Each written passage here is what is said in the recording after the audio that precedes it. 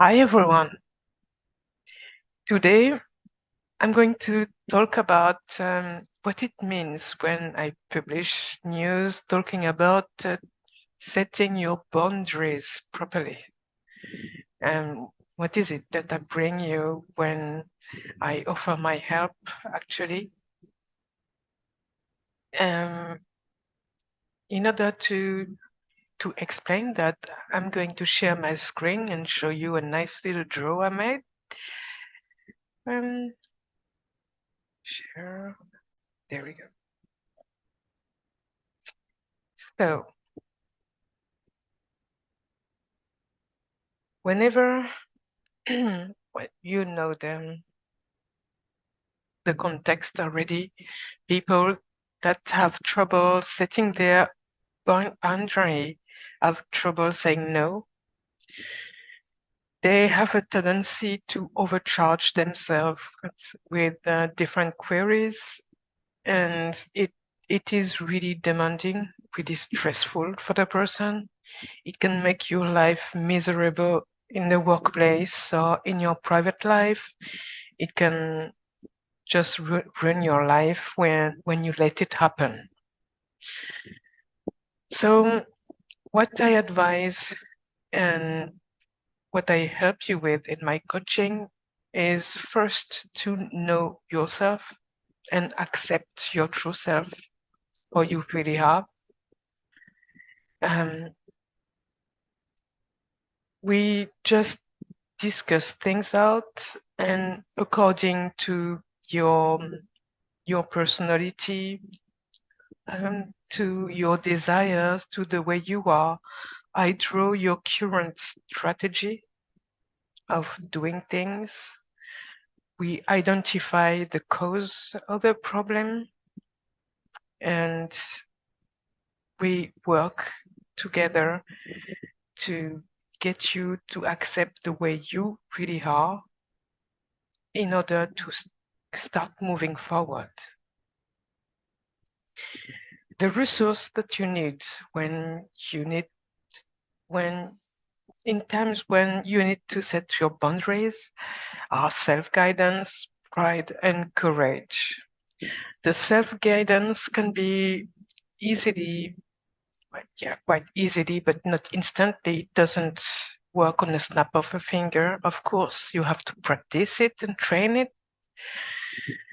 So in order to guide yourself, you'll have to know what you really want, and you'll be able to identify and describe your goals with a lot of details, specifically in a smart way, in an achievable way. So I'm going to to guide you to describe your strategy, your wishes, your goals in a certain way, so it's clear to you and easily achievable. That will bring a lot more self-confidence and self-guidance. You will have to know where you're going and why you're going there. So where you're going is your final destination. You will know according to your objective where you're going, but I will guide you in order to describe this destination in a certain way that makes sense to you, and that will unlock your self-guidance. You will be able to organize and prioritize your core values and what you want to achieve. In order to be self-guided, you'll have to be very clear on what your role is and on your responsibilities. That's a very important point. You'll have to be responsible, and you'll have some decision to make in order to to become responsible of your action and outcomes. You have, of course, to know your rights, your job description if you are in an office context. And with all this, you'll be able to build this self-guidance required to be able to set your boundaries properly. In order to build your pride, I'm going to help you know your inner strengths and natural talents, of course. You will be able to know your worth and acknowledge and gratify your achievements. Most of the time, when you're in trouble, saying no and speaking up for yourself, the low self-esteem issues prevent you from acknowledging and gratifying your own achievement. That's why you're confused and uneasy to put yourself forward. That is going to change, of course. And with that pride and self-guidance, all you will need left is courage to have that lift forward. And to build this courage, I'm going to help you know your weaknesses and balance them. By balancing, I mean finding the workaround, the alternative that will make these weaknesses just a formality, just a small minor detail. It won't be an obstacle anymore.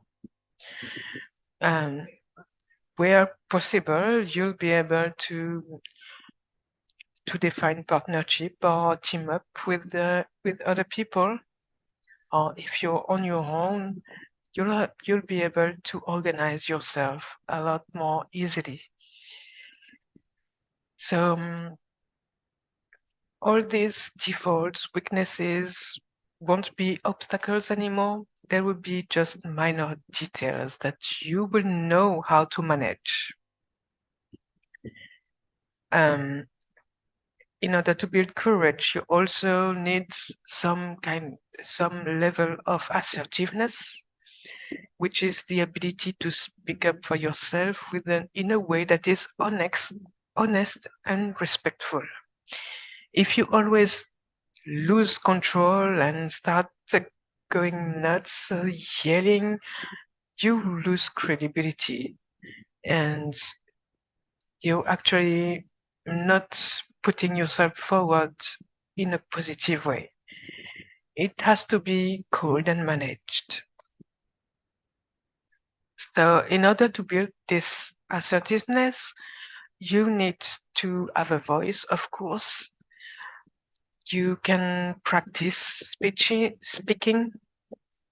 for yourself, speaking for your friends, speaking in public, just speaking. There are techniques that you can use in order to improve your speaking skills, and we'll see together what exactly prevents you from going forward in this domain. You also need the linguistics and vocabulary. Of course, if your interlocutors are foreigners, for example, you have to speak with German people and you don't know the German language and culture, you might have a kind of culture boundaries. There are always ways for you to progress in your way of presenting things in order to build this assertiveness.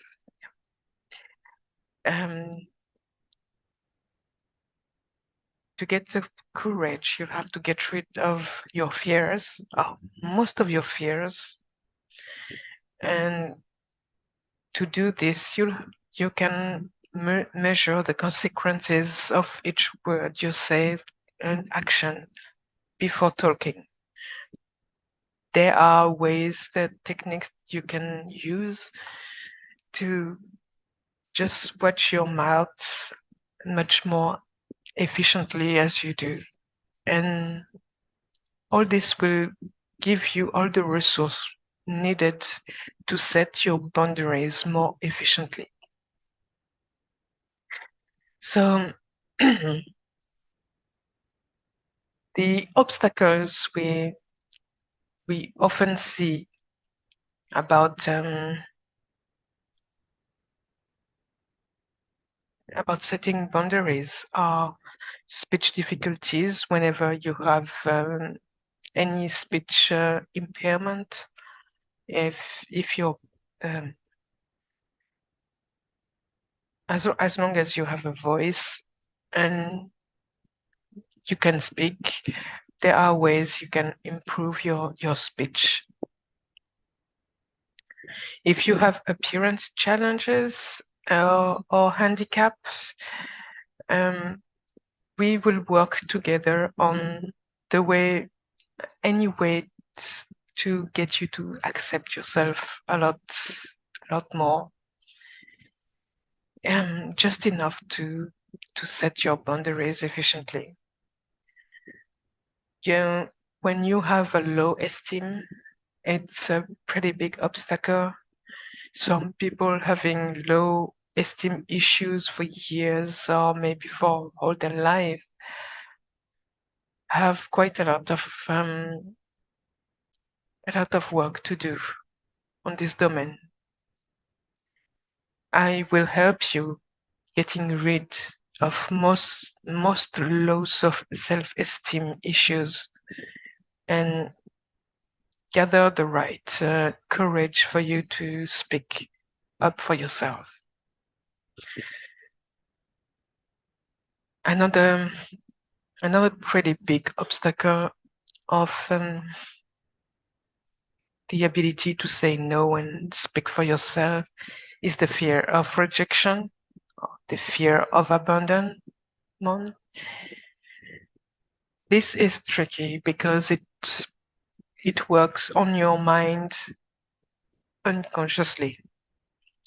It leads you to react to events, to things, rather than leaving them. For this, we will work together on clearing your karma and clearing your past trauma.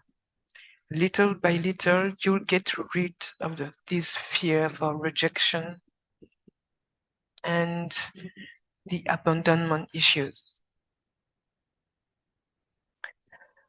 Now, other easier to fix are incompetence and fear of the unknown. That is much easier to fix. It won't be an obstacle anymore, just a formality that you would deal with easily. Last but not least, something quite big as well to work on is the automatic dissociation. Most of the time it relates to a codependency problem, and it happens to people that have a founding way of reacting, of living their life.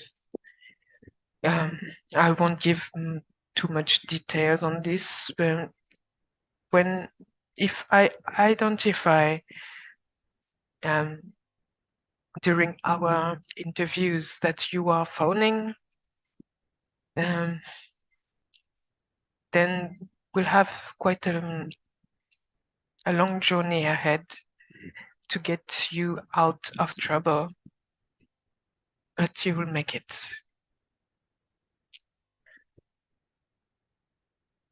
So these are the obstacles, the resource needed, and the solution I propose in order to get you to set your boundaries efficiently.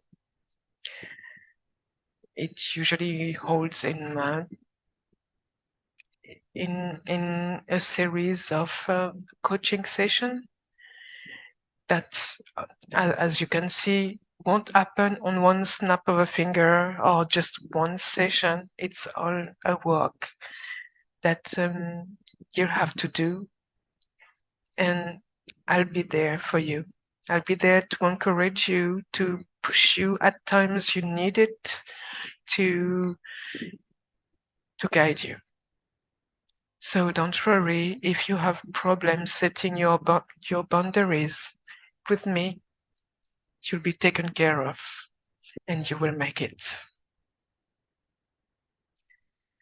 Okay, I stopped the sharing.